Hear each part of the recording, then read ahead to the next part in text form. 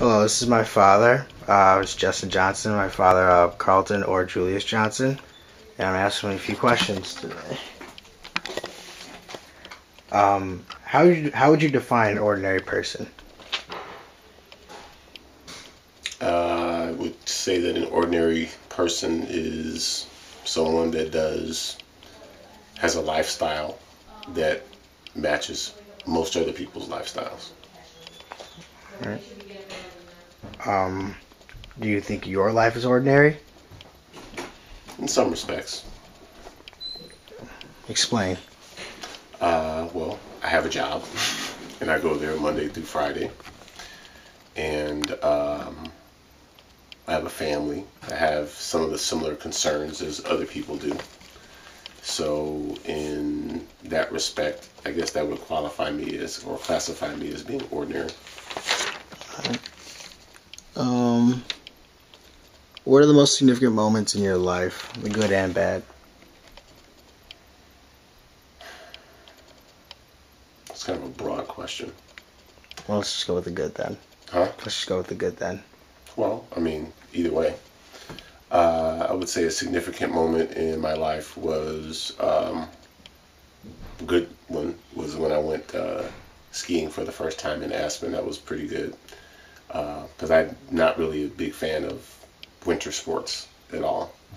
So that was a big change for me to actually be out in the winter, in the cold, in the snow, and enjoying it. And you see that's significant because you really don't go on like vacations that often, and that was just really a fun first time experience for you. No, it was because of the winter sports. Oh, Because I've been on vacation many times before. It was just the idea of, doing skiing, because that's not anything that I would have chosen on my own as an activity, much less going out of town specifically to do that. So, all right. And would you see yourself as less of an ordinary person, but more of as an extraordinary person? um, I would say certain aspects of my life are extraordinary in that it doesn't mirror what a lot of other people have to deal with. What sets you apart from them? I would say that I pursue music, as a hobby slash career. That makes me unique in that a lot of people have things that they do just when they feel like it, or they're not really into it professionally, so to speak. But I have that I do in addition to my regular job, and then also I think having a large family gives me some extraordinary experiences to draw from as well, because a lot of people just don't deal with the same degree of things, the quantity that I do. And how would you define your parents, like extraordinary or ordinary? Uh, I would say in their time frame, I think they were extraordinary because they were able to go to college and start businesses, and those are things that people of our race didn't do very much of at the time when they were coming up. So in that respect, I would qualify them as extraordinary. But as people, in terms of lifestyle, I wouldn't say that they were, that different than many other people. So in that respect, I would say that they were ordinary. Yeah, they generally do the best they could to provide a good, comfortable life for you, or did you ever have to go through any hard struggles, or like? Well, struggles can be defined in a lot of different ways. I think financial struggles really aren't the worst kinds of struggles. I think there's other struggles, like when you have family problems, whether it's divorce, separation, different things like that. That can be a lot worse than just not having money. Because, I mean, you can make do without money, but you really can't make do without having a strong family bond. So, And you felt you had that strong family bond. not really. Yeah. Um, do you remember anything like extraordinary your parents ever did that you saw was really, unique to them and you really like were admired or? Yeah, I think a lot of things. I think, when my mom was going to school to get her master's, I think that was pretty extraordinary because she had me and my little sister, and she was, single parent, and she was accomplishing that on her own. So I thought that was extraordinary. Um, my dad is a world traveler, so he's been to a lot of places and done a lot of things. So people of his generation haven't really done that. So I think he was pretty extraordinary in that regard.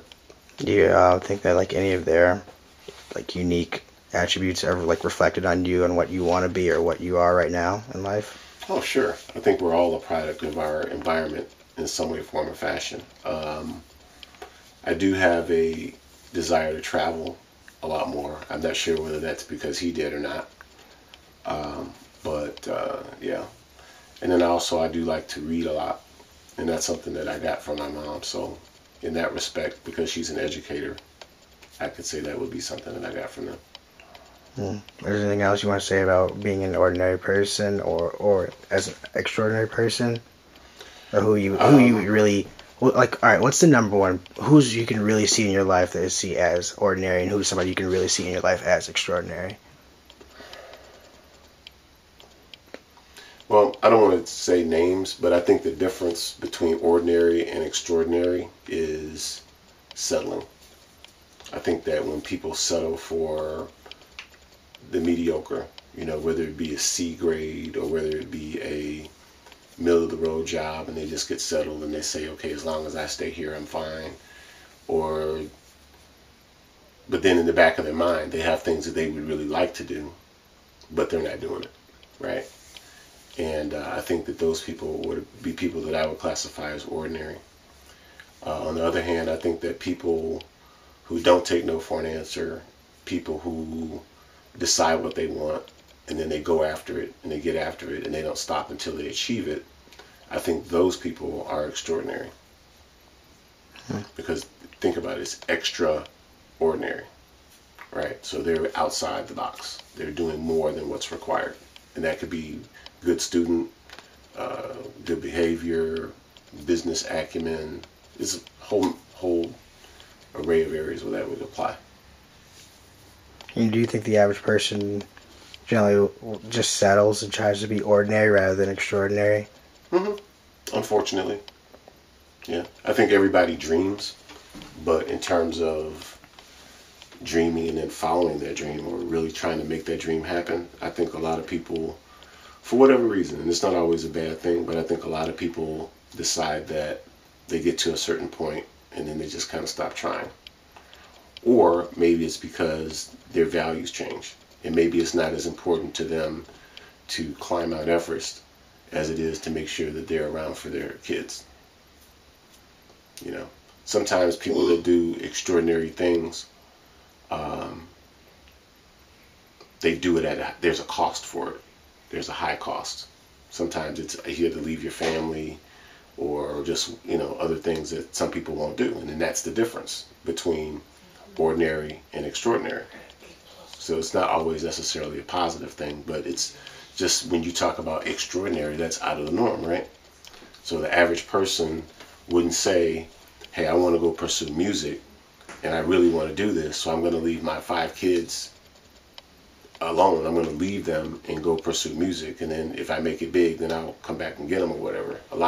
Most people would say, no, I think my family is more important than my own personal selfish goal, so therefore I'm going to stay here. And then in that respect, that's ordinary. That's norm. That's the norm. That's what you would expect. Make sense? Yeah. All right. Well, thank you for being interviewed for these 10 minutes. And anything to say? No. Thanks for the opportunity to share. Yeah.